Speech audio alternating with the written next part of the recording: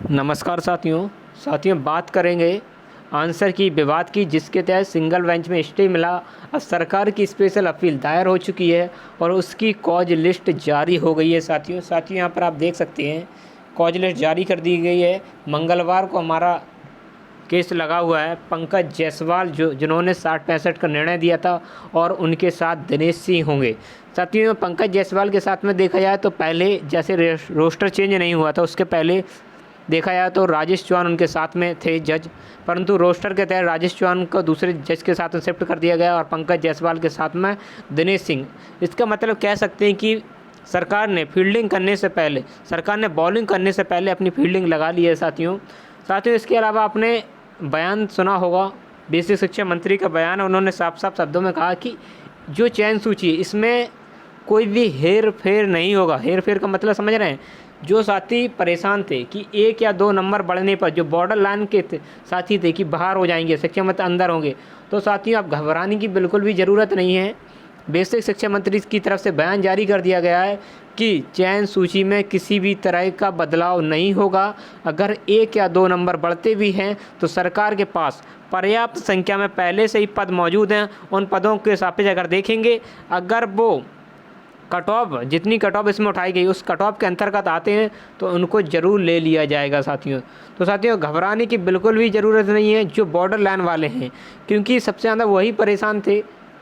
देखिए साथियों, इसके अलावा यूजीसी की रिपोर्ट मैंने आपको बता दिया था। यूजीसी की जो रिपोर्ट है सरकार लगाने वाली है, ठीक है। यूजीसी एक्सपर्ट की जो रिपोर्ट है वो लगाएगी और सरकार का यही कहना होगा कि आप हमें स्टे से रिलीफ दीजिएगा, अंतरिम ऑर्डर सुनाइएगा।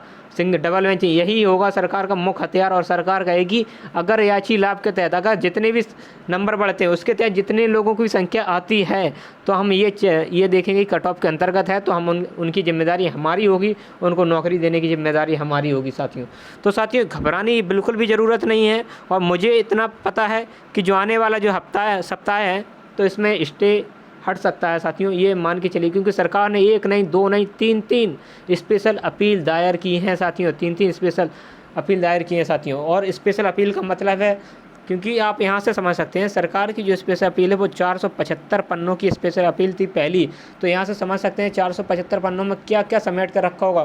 क्योंकि इसके पहले मैंने आपको पहले भी बताया था कि योगी आदित्यनाथ की तरफ से सख्त हिदायत दी गई है मंत्रियों और अधिकारियों की कि इस महीने नियुक्ति देना है तो देना है, नहीं तो सस्पेंड कर दिए जाएंगे। साथियों ऐसी खबर आ रही है सूत्रों के हवाले से। साथियों तो सरकार ये मान के चलिएगा बिल्कुल मूड में नहीं है कि नियुक्ति लेट हो, और सरकार यही चाहती है कि जितना जल्दी हो सके इससे छुटकारा पाया जाए।